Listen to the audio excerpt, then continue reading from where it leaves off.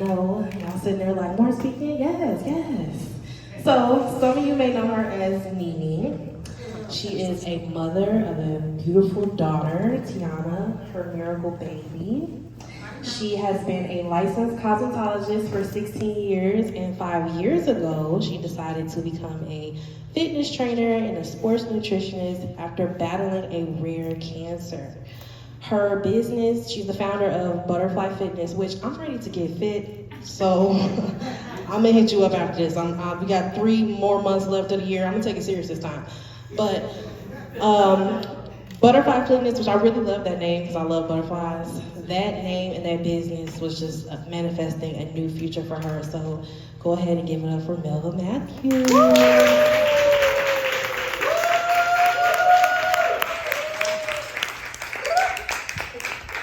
Good evening, everyone. So, good job, Ms. Jackie. Very enlightening. We're gonna pump it up a little bit. I have some giveaways for everyone. It's just a pen, a little booklet that has some sayings on it. It's a bookmark that has some inspiration on it. On the back of it, you can read it. But I want you, we're gonna engage today. We're gonna do a little engagement with me. I'm gonna tell you my story, and then we're gonna engage. But you have a little booklet in there. What I want y'all to do is write down something that you experienced, that you had to go through, that you made it out of. And how did you get through it? And somebody's gonna share their story with us a little bit when we finish. But I'm gonna start this off. While they doing that, this song helped me through a whole lot. A whole lot. A whole lot. A whole lot. Because when people tell you no, God tells you yes. And this is what made me know.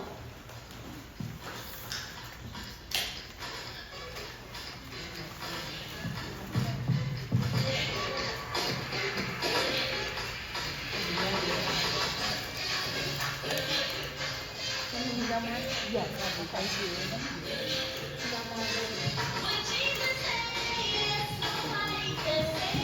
When Jesus says yes, nobody can say no. I'm not worried about a thing, 'cause I know you are guiding me. I will go. I have no fear 'cause I know you'll take control. So what you can do, it all belongs to you. It all belongs to you. Look what you know. You're almighty, and all my life, it all belongs to you. It all belongs to you. When Jesus says yes, nobody can say no. When Jesus says yes, nobody can say no. When Jesus says yes, nobody can say no. When Jesus says yes, nobody can say no. So, right there, God helped me through a whole lot. But I'm going to take you guys on a little beginning for me. Dealing while healing was something that really, what can I say, it's my life. And I call it the 5 P's. Processing properly prevents prolonged pain. All right. So, who would have thought? A girl growing up in a loving 2-parent home that never witnessed an argument or separation ever till this day would experience or accept heartbreak after heartbreak. Well, that girl, you're looking at her. I'm going to take you all on a quick journey of who I am, how I use the 5 P's while healing through love, success, heartbreak, failures, and an incurable illness. I'm going to start off with my family dynamic. My mom is here today, Pastor Matthews. I'm so happy she's able to sit here today. My mom just had spinal surgery, but I'm happy she came. My aunt came, and then I had a host of friends, my cousins, all of them came. I thank them for coming to support me on today. But my family dynamic was a blended family. Yes, my mother and father were married before each other, but they've been married for 48, 47 years, and my dad had children before my mom. My mom had a child before my dad from her first marriage, his, but they found love again. And they taught us love in that household that we did not know the difference of who child was what, because everybody had the same whooping, everybody had the same discipline, everybody did the same thing, and you gonna get checked. My father, on the other hand, was the soft one. My mom was Mike Tyson. But this is where I learned how to love properly and effectively. When it comes to siblings, when it comes to family, and when it comes to friends. Because I learned that because it was displayed in our household. How to become a sister. How to become a great friend. How to become a great mother. And what is expected of a father. Not saying that we had a perfect life. Not saying that everything was all peaches and cream. I can't say that. But I can say that I learned values. I learned how to live a great life. I learned how to display a great life. I was loved so much that one of my friends told me, once I got older, the problem is your parents had you in Pleasantville. And when you reached your adult life, you got out here and got hurt. That's because I had brothers in the household with me. I'm my mom's only biological daughter, and I'm my dad's youngest daughter. And I have brothers that lived in the house with me, and they're older, and I got one younger. I still beat them all up. It didn't matter because I was a fighter. They know I drop kick them, and they know I run their life. Still do to this day. Me being the one named after my father, his name is Melvin. He named me Melva. Why he waited to name me and not them boys, I think my mother wasn't happy about it either, but she had to release that right there. So I'm going to tell you the meaning of Melvin, and I'm going to tell you a little bit about my father. His name meaning that he was gentle, a gentle Lord, gentle, kind, and thoughtful. I would always say, Daddy's soft. He let Mama just say whatever to him, and he just go along with it. I could tear his car up. I remember I was 5 years old. My brothers dared me, I'm going to do it. So what I did was, I said, he going to go to McDonald's to get us some food. I pulled that thing, they said drive. I ran right into the post office. I sure did. What did he do? I'm whooping you when you don't never hit me. So I'm thinking to myself, I gave up on McDonald's. And what happened was, this man thumped me like this. That was my whooping. I beat the boys up, you better give me my food. And that's how it was. So I said to myself, why would he name me that? Then I look up my name, meaning handmaiden, ruler, warrior, or honey. So basically, I'm a warrior with a touch of sweetness. A kind woman with compassion. And that's something that struggled with. Why can I have compassion for people and they don't have it for me? Come on. How can I pour into them and they have nothing to pour into me? So I look at things a little different. So now, since I got all that out the way, you kind of know a little bit why my name is what it is, how my family started, why my life takes the toll that it's going to take. I'm going to dive into a few things I faced because that's what I need to do. 10 years ago, I'm going to talk about that in a minute. I want y'all to stick that in your head, what happened to me 10 years ago. But I want you to look at my outer person now. So, it made me think about a lot of things. But I'm going to move a little quickly. I graduated high school in 3 years with honors.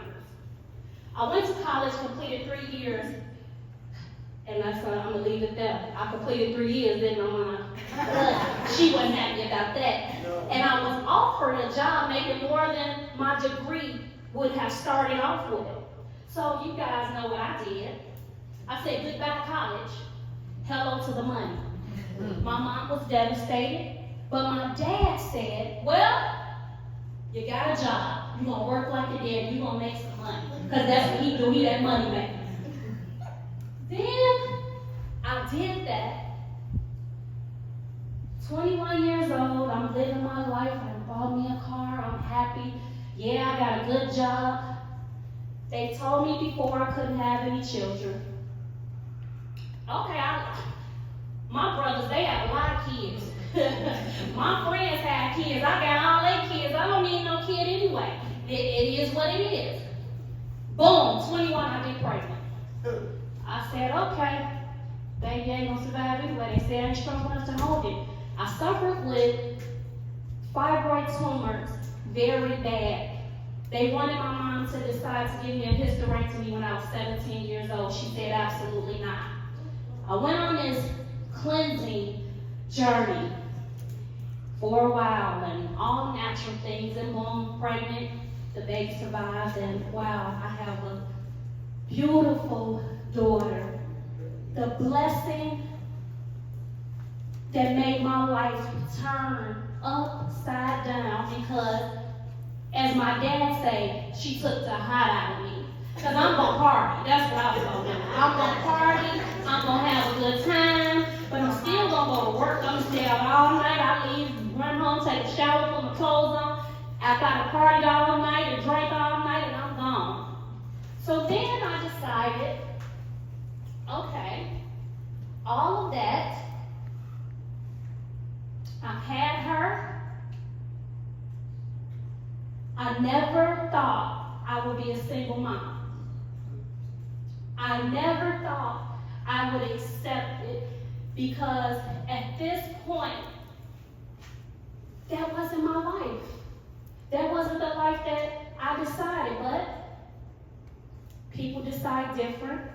You think you choose someone like you with a two-parent home, parents that's in church and all of that, because my mom is a pastor.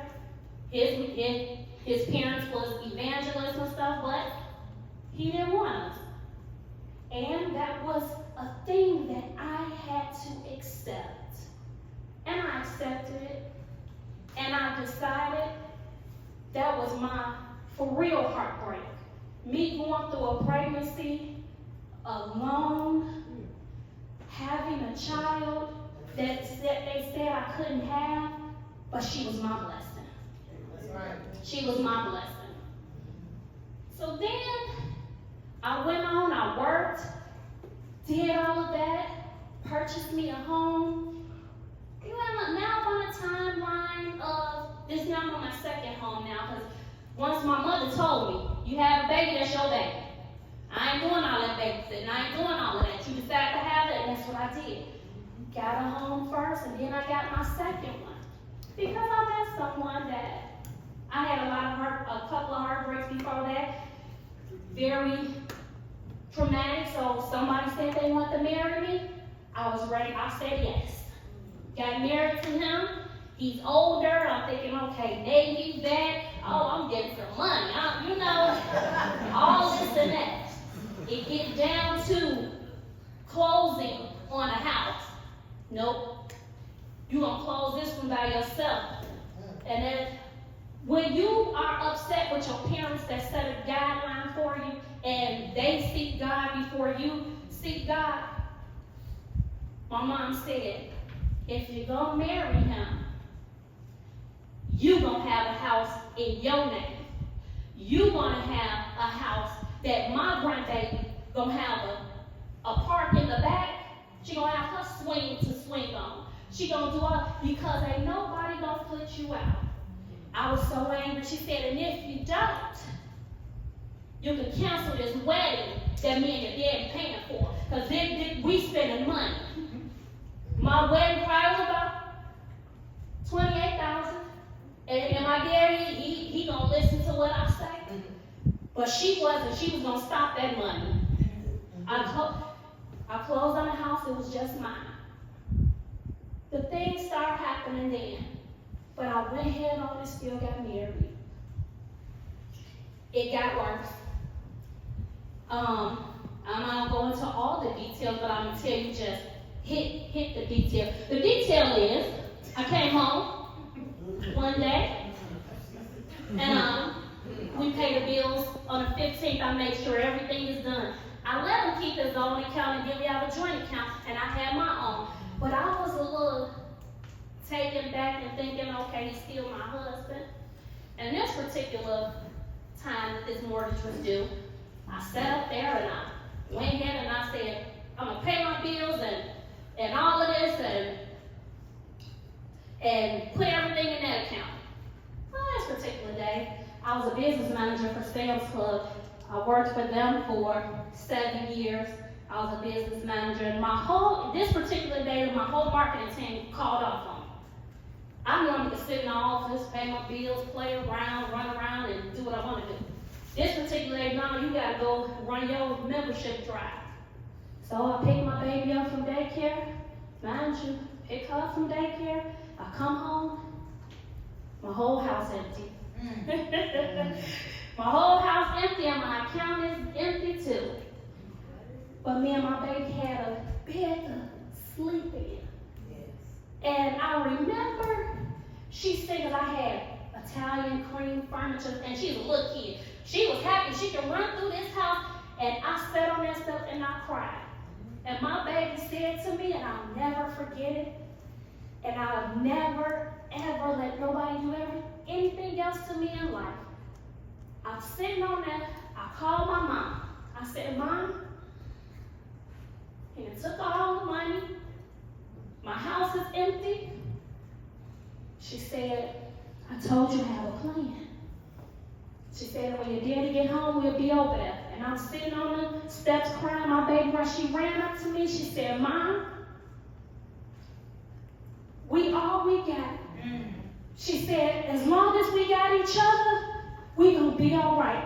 This was a 4-year-old kid, about to turn 5. This was a month before her 5th birthday. And she just hugged me, and it's like I can see her right now. I'm sitting on the stairs. And she just said, it's going to be okay, Mom. It's going to be okay. So my dad came over. He expressed, he said, I told him if he couldn't handle you, to give you back to your daddy. He said, I'm going to get this mortgage up for you. He said, you're going to take care of this baby, and you're going to live your life. So then my life went on. I'm working, and I'm missing everything in my daughter's life. Because I worked a job that I traveled, I did a lot. I tried to switch to Verizon. I went there 3 years, worked corporate America. That job, it still didn't allow me to do anything. I was still missing things. So I decided I'm going to go ahead and be a cosmetologist. My mother was really devastated about that. You're going to walk away from my job? I said, yep, I'm going to take down my 401k. I'm going to pay this mortgage for a year, and I'm going to get out of school. I'm going to finish school in 1 year. I got finished in 10 months. And I've been doing that. So, I decided, he wouldn't give me a divorce though. He didn't give me a divorce. So I had to deal with that, with trying to build relationships with men that wanted to be with you, that they wouldn't be with you because your husband can come back at any given time. And I had to deal with that. That was something that was hurtful. I missed people that I know would have been that person for me, but I had to move on. Because at the end of the day, life goes on. So life went on. I'm cosmetologist, I'm doing this, I'm doing that. Probably about 7 years into being a cosmetologist. I want to say in 2014, my life flipped upside down. I was diagnosed with an uncurable cancer. I was supposed to be disfigured, and I was supposed to be paralyzed. You see I'm walking, don't you? Yeah. Come on now. So, when people say no, God says yes. Yes. Was it easy? No, it wasn't. Did I have the days that I thought that I wouldn't make it? When I went to the doctor, they said, we don't even know what it is. It's so rare, 0.002% people in the world has it. It's called aggressive fibromatosis desmoid tumor. And normally people can get operated on, but I'm that rare case. Mine's sitting next to my heart, so I cannot be operated on. They thought they still was gonna do a trial on me because I was a test dummy. So they did. I went to the doctor. They said, well, one doctor said nothing I can do for you, but it's somebody else. So they had a whole team. The whole team came together. They said, so we're gonna have to remove your whole chest plate. We're gonna take 3 of your ribs out. Then you're gonna be nothing but mess. You're gonna go through 17 surgeries before you have reconstruction. No one would ever be able to hug you. No one would ever be able to really be around you, especially if they say you're gonna live in a bubble. I said, okay, but I'm still gonna live. Mind you, I got a daughter. Now at this age, my daughter got accepted to Princeton University for high school when she was in 7th grade. When I say brilliant, she's brilliant. And I said to myself, she said, I want to go, Mom. How can we afford it? How can I do this? Then the diagnosis came. She had already took the test. She wanted to go. She didn't pick Princeton. I wasn't too shift on that because basically everybody was from China. And she would be like a robot. So she still wanted to go to boarding school once they gave me up to die. So I said, okay, we picked a school that still had activities and everything. So, but this school was $51,500 a year for high school. Then you cannot take a loan, and it's hard to get a scholarship. Mind you, I'm sick at this point. They wanted to start chemotherapy because we decided not to do the surgery.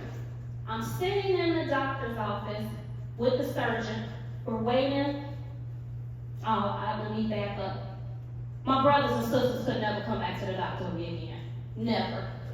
They fainted when the doctor said there's nothing they can do. So they never coming back, ever.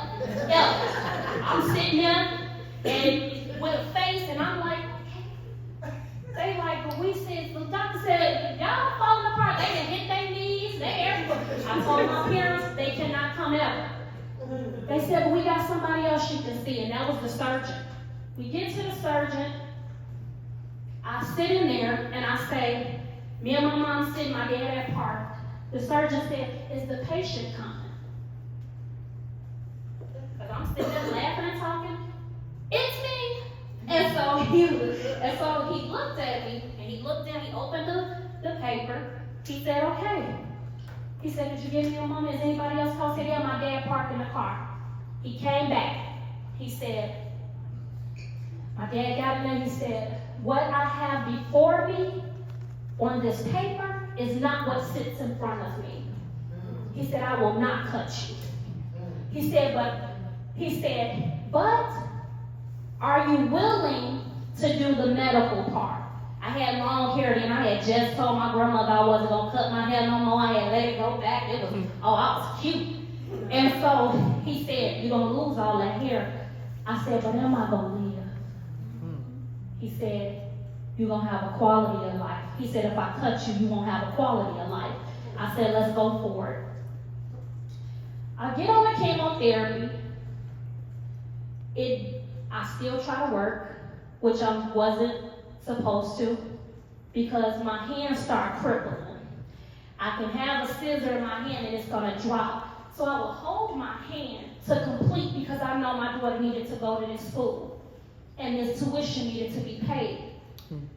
So I started the chemo, bust every line in my hand, my feet was bust open, I had rosacea all over my face, I started balding. Everything that could go wrong was going wrong because I didn't have the capacity to accept that medicine because it was so strong. So what happened was, I lived in Algonquin then, probably an hour and 30 minutes from my parents in Country Club Hills when I started it. I drove all the way to their house. My hands was bleeding, my feet was bleeding. I don't even know how I made it to their house. I couldn't even turn the car off. But my dad opened the door. My grandmother was sitting at the table because they were taking care of her, and I helped them take care of her. I would come to their house when I didn't work, Sunday through Tuesday. I would stay there to take care of my grandmother because she was strictly in a wheelchair. And they opened the door. All I did was fall in. My dad just grabbed me like, what is going on? So I decided, I didn't decide, my brothers and sisters, they had a meeting, and my parents, you're not going to stay that far away. Get rid of that condo, and you coming home. Which I was so independent, I didn't want to. I came home. My grandmother passed away. As I was going through everything, when I started the chemo, I shattered my fibula and my ankle, because I went to work when I wasn't supposed to while I was on the chemo, and I slipped. I shattered it to the leg, flipped back to me. So, I'm still walking in these heels though right now.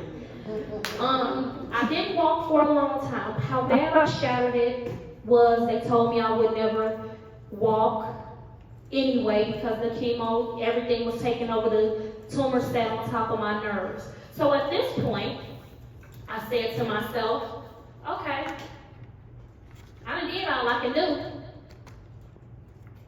Life is life. I didn't give up. I kept going. When you keep going, nothing can stop you. Nothing will stop you if you have perseverance, if you are resilient, if you sit there and you put God first. That is a lot of things that we don't do. Yes. I'm never perfect, but what I do is I understand the assignment that was placed in front of my life. And that assignment was to talk to people about getting through things that you could never possibly think you would make it through. Who would think that 2 failed marriages, an illness, a shatter, a loss of so many people in my family that I was their caregiver, because it seems like I'm the drop off. I'm just gonna be honest, they drop bodies off to me and I watch them pass away. And I do it with grace and I do it with passion, and because I love elderly, and I love people, and I love children, God has placed things in front of me that a lot of people would not ever go through. Yeah. And healing is a thing that God placed in me now. I didn't think that my life would turn into something so great, because what was before me, and what was before me was, it's over. But I said no. Right. I was not going to allow a marriage, an illness, an injury to take me out. And when you deal with things properly and you set yourself up for the prize, because that's my sixth thing. I know I'm the prize. Yes. I know that God has placed everything inside of me to give it to somebody else. Yes. And when you do that, anything that you go through, you can beat. Yes. We all have a timeline, but we all don't have to do the timeline being sad, being under depression, Right. being under somebody else's wing to make you live. You pull yourself up and you say to yourself, I am somebody. Yes. I am something to somebody, especially if you're a mother. You cannot show them every part of the weakness that we have. And being a woman, we go through so many things that nobody else could ever understand. Right. But we give people too much power. I decided not to give a marriage power. I decided not to give failure power. I decided not to give illness power. I decided not to give any of it power. But I do praise God for everything I have and everything I need. Amen. Because He is the one that gives me everything I need. Yes. So then, after all of this, I'm on chemo every day. I didn't get a break. My desmoid, my tumor was so aggressive, I took it every day for 5 years. Unheard of. My kidneys started shutting down. My liver started shutting down. My doctor said, we shrunk the tumor a little bit. Enough that they want to cut you, but I don't want to cut you. But they're going to stop me from giving you the medicine. He said,